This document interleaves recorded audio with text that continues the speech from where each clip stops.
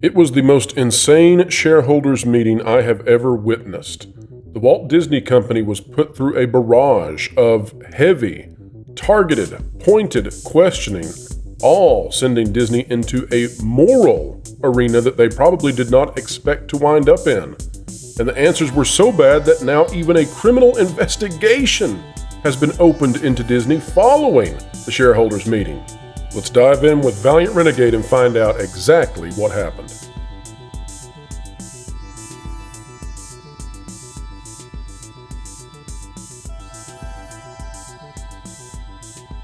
Well, folks, it is great to have you here yet again. Again, trying to explain entertainment, keep you ahead of that culture curve. It has been a little bit difficult because Disney has been making that curve very turbulent and no good to their own self-interest at that. But we're going to try our best. We will valiantly push forward with Valiant Renegade, joining us to talk about what we witnessed yesterday in a live stream that I don't think any of us were anticipating going the way that it did. Valiant, welcome back to the channel. Have you recuperated from the self-immolation that was the Walt Disney Company? Well, I'll put it this way. As we record this, I'm just going to simply say, I hope I get a lot of good sleep tonight. And by the time this video releases to the public, as everybody's watching it now, I will be bright-eyed and bushy-tailed once again. But, oh, Lord. Yeah. Well, it was wild. I've never seen a shareholder meeting from any company that was anything like this. This morning, we actually put out a video on the channel with Jonas and Martin Stone dissecting the culture war and how it's escalating today, especially, but then also looking at there's some optimism that we have because clearly the sensible center that has been silent, and then also the reasonable right, not the far right, not the far, anything, but sort of the middle has essentially come out and spoken, right? The market has spoken. Now the shareholders are speaking, and they're speaking loudly and directly. And so we've got some optimism overall in entertainment. When it comes to Disney, I'm flummoxed on what they're going to do because on one hand, the beginning of this shareholder meeting was fantastic. They hit every single note they needed to. It was non-divisive. They did do one call to the people who would be interested in that divisive content to sort of placate them. But other than that, it was totally nostalgic, traditional, happy, optimistic, hoorah Disney. And then we went to the proposals and the shareholder comments, and they went after Bob Iger, and he did not know what to do. Valiant, were you expecting him to be knocked off the saddle so far? No. And to everything you just said, I mean, we were highly complimentary live during the program of everything you just said. The nostalgia. I called it a grand slam. Yeah, I mean, we were saying, I even made a comment several times. I'm like, this is what Disney is supposed to be, right? This is what they've always been. This was Walt's dream. This is what they need to get back to. This is a great start for this call, for this annual meeting, and then the wheels came off. And there were just so many, even with the questions and the comments they got during the Q&A, some of these proposals, which, frankly, in my opinion, Mr. Iger should have been far better prepared for. I think there's, as I mentioned during the call, I think there's just some hubris in that man that he can't get past that really baked him today. There were things that he didn't need to say. There were answers he could have just deflected, but he just went off the rails. Absolutely. And let's give them credit where it's due. We want to call balls and strikes. When they came out with the announcement about Moana, which for all intents and purposes is Moana 2, and I want to explain that briefly. But, I've been saying for a year, and you've been, you like to bring up that I'm a big fan of the movie. Now, I'm a fan of the movie financially. I think it's a good movie narratively, but financially, it is a winner for Disney in every regard. When they brought out the announcement that sort of confirmed what I've been saying for a year, that there's going to be another Moana movie, I had expected it to be a sequel. But what they're doing is genius because they have realized that this is literally the only animated feature film that they could bring to live action and use the original voice actors to play the parts. Yeah. Ali Ikravallo can play Moana. She is still within the age range where it could be correct. You've got The Rock, Dwayne Johnson, who is going to play Maui and is the voice of Maui. So in that regard, this is the only time they could do that, and they are going to kill it. I mean, that is going to make $1 billion and I think both The Rock and Lee Carvalho, I think both of them are savvy enough to not do anything stupid. So I think they will play it well, and I think that movie almost certainly will make somewhere between $1 billion and $2 billion. So kudos to Disney. Yeah, I mean, look, that was definitely one of the more popular animated enterprises. For all the reasons you said, bringing back the original cast, it's Dwayne Johnson. He's always got a draw. I think this movie is another potential a good one for him. And as long as they stick to the original story, they keep the music in there, they keep the, they basically keep the whole tone of the original movie. They don't try to remake it for modern audiences or whatever. Just stand on what worked previously, and you'll be fine. That's exactly right. So let's get into the things that did not go well for Disney. At the beginning, when we were watching those kinds of announcements, I was saying, "Oh my gosh, this is going to be one heck of a showing," and it was, but not in the direction we thought. So let's watch the video real quick. One of the key questions that I felt really threw Bob Iger off, and then we'll have a discussion about this. Here we go. My comment is it wise for the company to take political positions that satisfy a very small portion of the people when our primary mission is entertainment? He circled back and threw him off. Okay, well, Raymond, first of all, I respect your position on this and appreciate your question.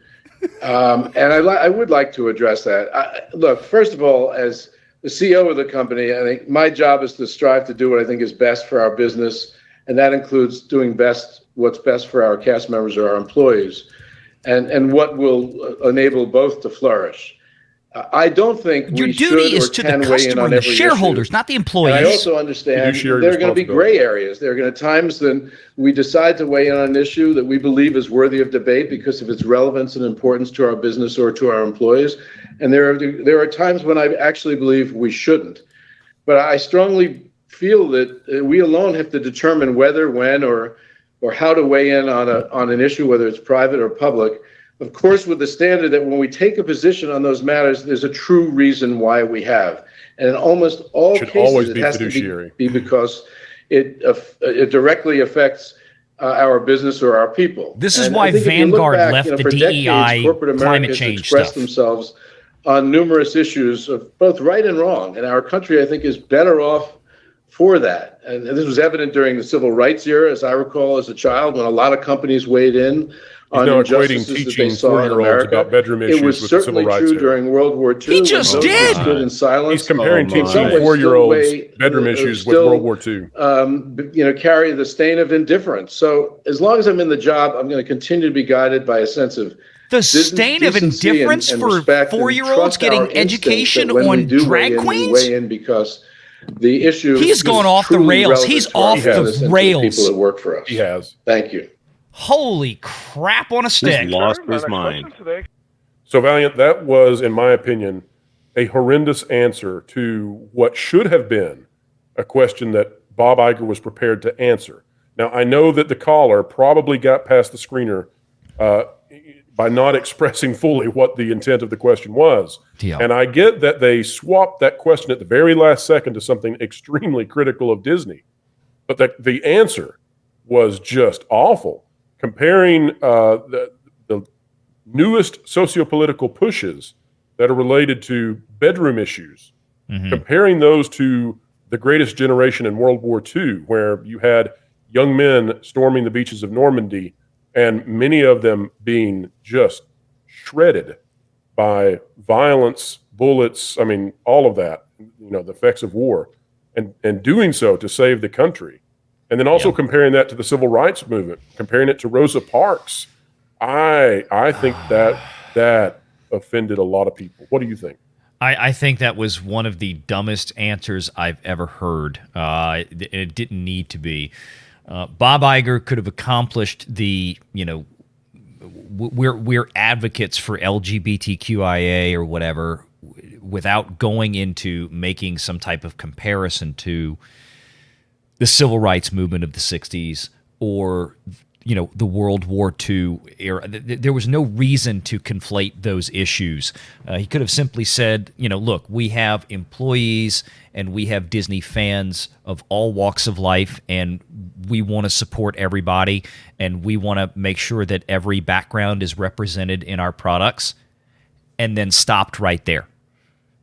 When he crossed the line into trying to, turn this into, it's Rosa Parks and Martin Luther King's struggles in the 1960s are the same things as, certain folks getting out there doing certain types of shows for your kids, and y'all know what I'm talking about right now. Somehow that those two things are related is the most ridiculous thing. That the plight of one group is compared to the other group is just absolutely abhorrently ridiculous. I think it jumped the shark, sort of like Fonzie, to the point that even people who are sympathetic to the plight of all of that acronym, and the plus always is the tricky part, right? Because that plus just, who knows? But I think even the people sympathetic to that were probably taken aback if they have any thinking part of them going on when the comparison is made to those who gave their lives completely, right? And in both of these movements that we're talking about, people literally gave their lives, and not gave their lives for themselves, but gave their lives for people like you and me, right? For strangers that they would never know decades later. And that's the kind of sacrifice that I think is, it's sacred, and you better not make comparisons to it lightly. No, and I mean, comparing that to very overtly sexually charged shows aimed at 5-year-olds is probably not a good comparison to make in front of stockholders. Exactly. All right, well, let's take a look at something else that Robert Iger had to say. This one, I think, is a billion, or even, if you can believe it, $1 trillion answer. Institutionals, here we go. Hi, Bob, and again, I reiterate, welcome back. As a financial advisor That's here American in Melbourne, Express. only about an hour from Walt Disney World, what steps have already been taken or will be taken to protect shareholder value with regard to the legal battle between Disney and Ron DeSantis and the Reedy Creek Improvement District? We're kind of all concerned about that here, the tax bill. My son lives in Orlando, and he's worried about his taxes going up. Okay, great. Alan, let me, if you don't mind, let me address this issue, which I haven't really done much. Oh, publicly, please but do, I'd love the Bob. opportunity just Please create content to put it for me, all in Bob. perspective. First of all, I know you said you're a resident, I think, of Melbourne, Florida. We love the state of Florida, and I think that's reflected in not only how much we've invested over the last 50 years, but how much we've given back in the form of jobs and community service, taxes, which you brought up, tourism, of course, and all sorts of other responsible business practices. We've also always respected and appreciated what the state has done for us. It's kind of been a two-way street. But a year ago, the company took a position on pending Florida legislation. And while the company may have not handled the position that it took very well, a company has a right to freedom of speech just like individuals do. Oh my gosh, he's making a mistake. He's not going to do this, is he? The governor got very angry about the position Disney took. And it seems like he's decided to retaliate against us, including the naming of a new board to oversee the property and the business. In effect, to seek to punish a company for its exercise of a constitutional right. He's conflating RCID and Disney right now, is he? Against any company or individual, but particularly against the company that means so much to the state that you live in. And to put that in perspective, we have over 75,000 employees, which I noted in my opening. Countless thousands of indirect jobs have been created. Ron DeSantis just poured a drink. Visitors will go through our gates this year alone. This will about be used 8 in million court of them from outside this the is U.S. absolutely going to go to court. We are the After the live stream and shareholders meeting, Governor Ron DeSantis had an inspector general for the state of Florida open a criminal investigation into the Walt Disney Company and former members of the Reedy Creek Improvement District. All right, so that answer, I think this went over the heads of many people who were not watching our live stream. In fact, checking Twitter and seeing the pixie dusters, I can tell that they don't understand. They think that this is a very strong clapback at Ron DeSantis. again, this is not a political channel, but when entertainment intersects with politics, we have to talk about it because we have to explain entertainment. That's the modus operandi of the channel. But this was a horrendous mistake, in my opinion. Yeah. A horrific, terrible mistake. And you and I, as you could hear in the audio, we are audibly gasping and saying, oh my gosh, he's making the mistake. Valiant, walk us through, as best you can, why this was such an error. Once again, an unforced error, if I may stipulate, an unforced error, again, on the part of Bob Iger, where the answer could have simply been to the Reedy Creek issue. You know what? It's an unfortunate situation. We wish it wouldn't have happened this way. Reedy Creek's legal team and the state of Florida, we hope that they can work this out and resolve this so we can all be happy and get things back on track. We understand that the RCID may no longer have the same set of privileges that it once had, but we're happy that the special taxing district was reinstated under the new laws of the state of Florida, and then stopped right there. No, he didn't. Bob Iger had to go pull, this ridiculous argument of this non-existent First Amendment violation. It's like he went and pulled these responses off of a Twitter page. This was ridiculous. It's not becoming of a CEO, and let's explain why to the audience, because a lot of people, they're new to the channel, they're just coming across our content, and they may not understand exactly the legalities here, but I'll give a quick synopsis and then you take it away. But what's going on is that for decades, the Walt Disney Company was operating Walt Disney World within a special district, that special district being a government entity. And that government entity supposedly controlled by two cities, the city of Bay Lake and the city of Lake Buena Vista. Those are also government entities, and all of that was supposed to be separate and independent of the Walt Disney Company. Now, you and I know that through a series of events, including the passing of Walt Disney himself, that all of this sort of was turned on its head, and those government entities really were essentially and totally controlled by the Walt Disney Company. They were governments, but they were proxies for everything that Disney wanted. And the issue here is that that's not okay, and the Florida government sort of looked the other way for a long time. But if Disney, in fact, was operating as a government, and if that is admitted by the CEO by virtue of saying that Florida has attacked Disney directly, when all Florida did was dissolve a government special district, if those two things are conflated by the CEO of the company, well, it introduces all kinds of cans of worms, and those cans of worms, they have billions of dollars riding on them. Can you explain that a little further, Valiant?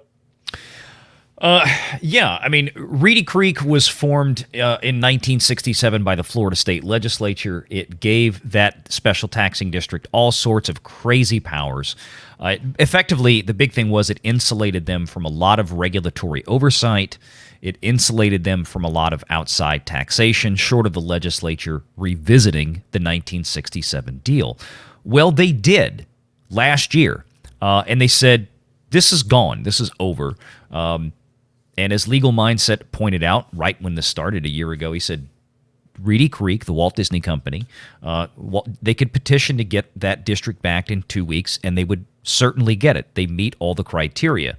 This is the key point coming here, folks. Listen closely. The issue is that Disney would get a new, or the district would be reformed under the same Florida statutes, 189 and 190 of Florida state law, that govern every other one of the 1,700 plus special taxing districts in the state. Disney's was unique, okay? Under the new regulations, Disney is now going to be subject to regulatory oversight and scrutiny. They're going to have to go file permits under sunshine laws. They're going to be opened and exposed to all sorts of additional taxation now that they had previously been insulated from. What Bob Iger did today, after trying all their little trickery to get out of this new legislation that Florida passed, which is not going to stand muster. The Supreme Court in Florida, if it gets that far, certainly not going to let this stand, because that opens a whole legal can of worms. The precedent it sets for the rest of the state, every other homeowners association, 1,700 other special taxing districts, is just, it's nonsense. And what Bob Iger did today was just to clarify, what Disney attempted was, at the very last minute, their special district, again, supposed to be a separate government entity, but acting as a proxy for Disney, apparently, it decided to declare, using homeowners association laws for Florida, decided to declare basically the entire 40 square miles of Walt Disney World Resort as a giant homeowners association, and that HOA magically gets government powers. None of that is going to work. All of it is a complete farce. But Go ahead. No, I was going to say that was it. I mean, what Iger did today was he basically admitted what everybody already knew, and now he just put it out there in the open, that Reedy Creek has been a fraud. It's been a total fraud since day one, by saying that, Reedy Creek was punished, and that Reedy Creek effectively what he's saying was Disney. It's like, well, we did this. We spoke up, and the governor sought to punish Disney for, free speech or First Amendment or whatever. It's like, no, he didn't. And let's be very clear. No rights, even if this had been Disney, were violated. And I want to make this abundantly clear. Nobody has a right to have a special taxing district. That is a privilege that is granted by the legislature, in this case of the state of Florida. It's the same as if a business in the state of Florida just decided, you know what? We don't want to remit these sales taxes to the state. You know what the state's going to do? It's going to revoke their occupational license. You don't have a right to have an occupational license. If I don't pay my taxes here in the state of Louisiana, they will suspend my driver's license. You know why? Driver's license isn't a right. It's a privilege. Same as a special taxing district. You don't have a right to it. So none of your rights, even if you were Disney, were violated. But thank you, Mr. Iger, for admitting that Reedy Creek for all these years has basically been a fraud.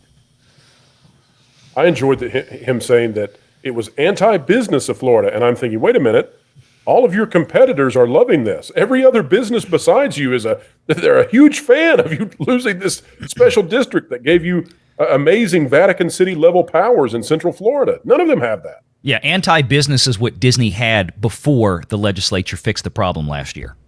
I'm not surprised that the heavy dosage pixie dusters, I'm going to keep that, by the way, that phrase.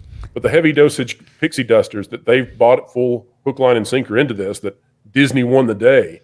But are you surprised that the mainstream has not caught on to what an absolute shellacking this was? At this point, I don't think it's terribly surprising. I think in the coming days, you will start to see some of that paint come off as more and more people kind of realize, wait a minute, this was just bad. You're not going to hear this stuff during a Comcast annual meeting. You're not going to hear this during Paramount's annual meeting. You're not going to hear this. I've never heard this anywhere at any time. This was crazy. No, you had callers, stockholders. They were saying that Disney, shouldn't be trusted with children anymore. You had morality being brought into a shareholders meeting with vigor. I have never heard this ever. I mean, this should be a wake-up call for Disney, but I don't think it's going to be, at least not anytime soon. Iger was not only very defensive of everything that they've done, he's committed to it, and he fumbled over a lot of these answers far more than he should have. Again, he should have shut up. Final question for you, Valiant. Right on those same lines. I agree with you. He seemed miffed. He seemed unprepared. He seemed undiplomatic, however you want to say it. Do you think that Robert Iger is disconnected from what's really going on with the company, or do you just think that he did not do his due diligence and his homework going into this? Something's going on here. I wish I could say for certain. It could very well be a combination of the two.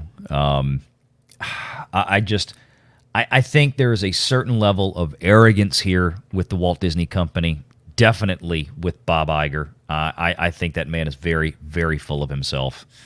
Part of me thinks that he just went in there thinking that he was this, yeah, I'm back. Everything's going to be awesome. I can handle whatever comes at me here. And it just kind of went off the rails for him. I mean, if anybody's going to be intellectually honest about what happened here, this was just a bad day. So I don't know. I would love to say that, oh, well, he just forgot to prepare. But I think Bob Iger believes every word that he spouted out today. He's the person that put all of these people in place at Disney. He's the one that empowered them over the years.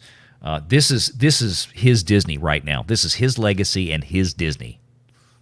Well, it made for the most interesting spectacle of a shareholders meeting I have ever encountered, and it made for one of the most energetic and enthusiastic live streams that I have ever watched or been a part of. It was fantastic.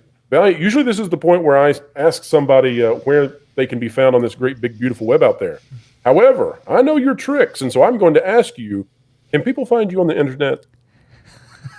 Yes. And should people click the links to your content down below?